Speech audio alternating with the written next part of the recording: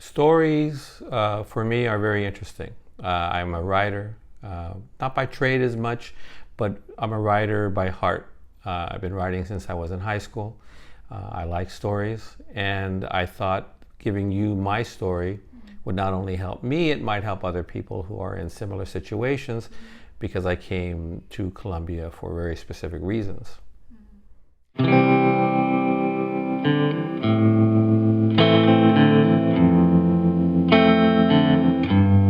I was born in Los Angeles, in East Hollywood, Queen of Angels Hospital. Born and raised in Los Angeles. I love Los Angeles. I've traveled the world as an importer, as an international investigator. I was in banking, so I did a lot of consulting work. So I've been able to travel, but Los Angeles is always my heart.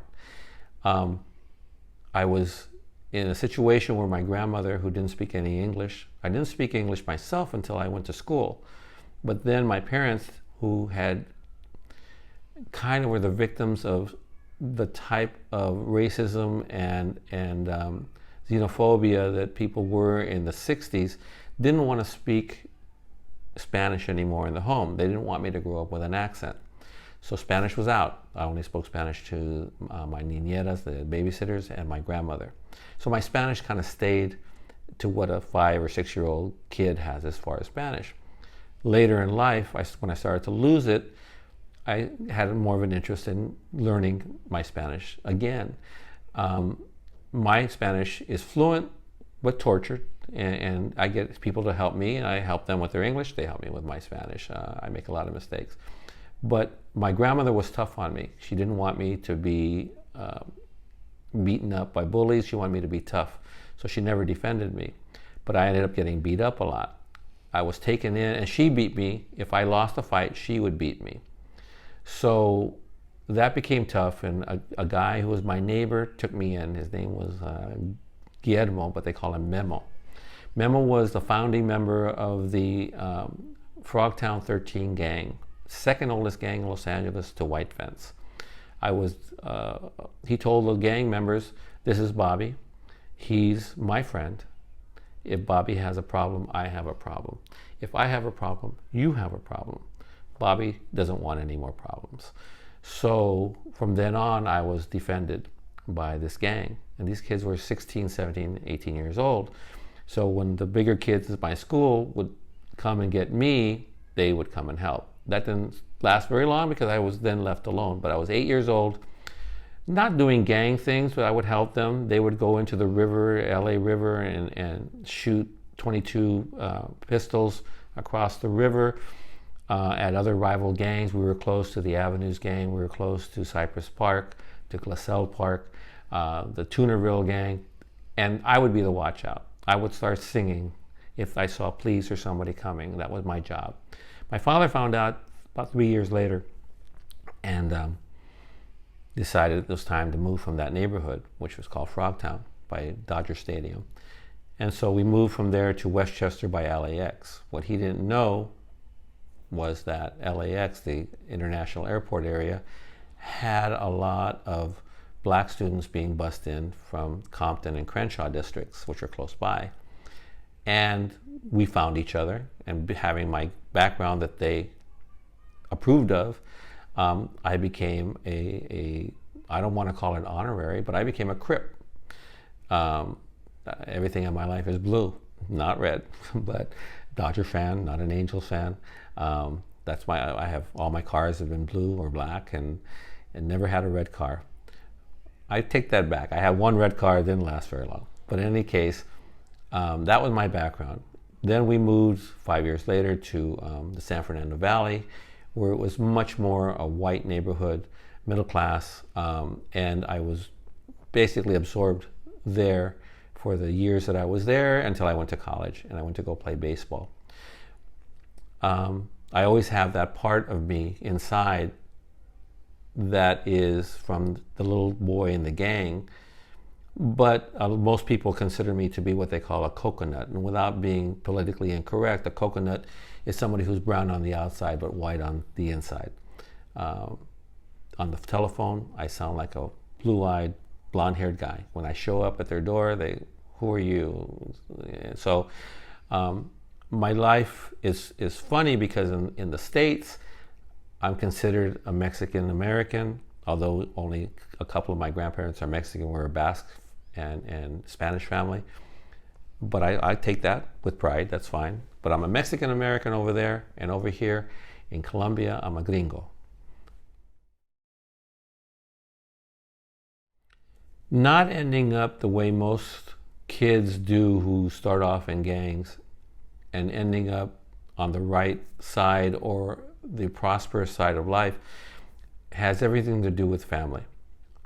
My grandmother was part of my life until I was 18, both my grandmothers. My grandmother, on my mom's side, she lived with us on and off. She had a stroke while she was taking care of us when I was 15, and she was dying. And I took care of her. In those days, we didn't have smartphones, we didn't have internet, we didn't have anything like that, didn't have even beepers. I had to call the restaurant where my parents were. I found them, told them what was happening. They came home. My grandmother was basically a vegetable then for 3 more years before she passed away in a convalescent hospital. However, I got a job in that convalescent hospital as a dishwasher and then a cook. My mother was working there also in administration. That keeps you in line when you have strong parents who stay together, even though they shouldn't have stayed together. My parents had no business staying together, but they did for us, for the family.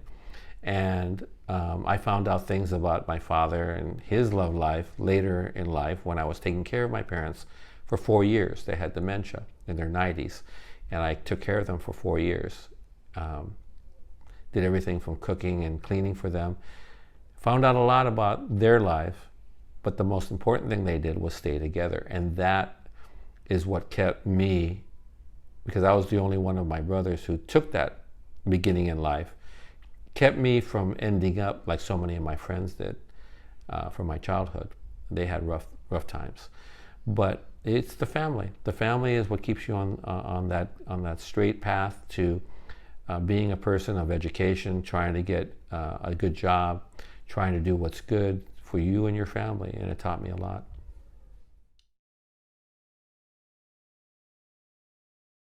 Most important thing in my life is my children. I have 4 children, all from the same first wife that I had. They are the most important. They are my best friends. Yes, they live in the United States. I have 3 grandchildren. I see them on video calls once a week at least.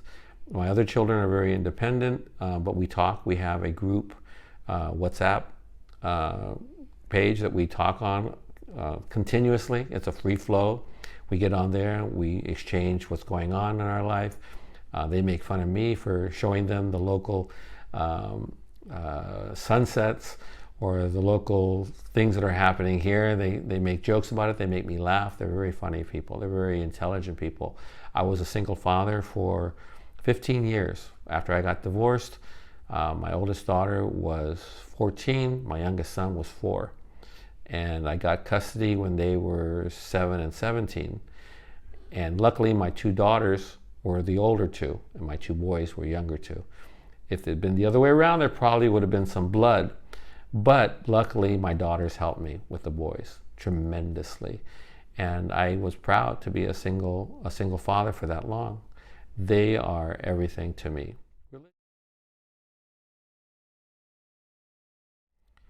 Life as a single father is like being on a roller coaster that never ends. You don't have any control. You don't know when the next up or down. You're on that roller coaster with a blindfold. There's no instruction book. Everybody's going to give you their opinion and their experience, and it's all different. I try to be nurturing. I try to be strong and strict. I try to be funny. I try to be gentle. I used to sing to my boys at night, play guitar and sing to them every night when they went to bed. That's something never happened to me. I tried to do things that were different. When I first started, before I was a single father, I was very strict. They were not allowed to go out late. They were not, when my daughter was just started having school dances and things of that nature when they were 13, 14 years old, I was very strict. And I remember that they didn't like being spanked. And I, of course, believed in spankings because that's what I got. They were all different about that. My one daughter, my oldest daughter, I could never spank. But I did humiliate her one time that we'll never forget it. I was watering the lawn, and I just threw the hose on her and wet her down. And she doesn't forget that, and I'll never forget it. It was humiliating, it was wrong, and I apologized to her so many times over the years, and we're good on that. I had one son that I would spank, and he wouldn't cry. He would just look at me. And what was I going to do? He would just look at me. And then I had a daughter who was like a butterfly on a string. I couldn't hold her long enough to spank her anyway. And then my baby boy, who lived with me for a while, he was my roommate, my friend. He was the youngest. I just couldn't. By that time, I had grown out of it. And when I was a single dad, I tried to amend the way I was as a married dad, which was stressful. I thought I was expected to do things. So being a single dad is tough. Right now, they send me memes and cards on Mother's Day because their mom had a drug problem. She was homeless for 7 years, and they didn't really have a mom. And even today, she's sober for the first time now. She's sober almost for 10 years now. But she was homeless for 7 years, and a methamphetamine addict, alcohol, and other drugs. One of my daughters can't talk to her still. The other three talk to her, and they take everything with a grain of salt. She and I had a friendly relationship for a while. We don't now because of something else that happened. She's denying all of her drug existence. She has a situation. But my kids consider me their mother and father. For the most part.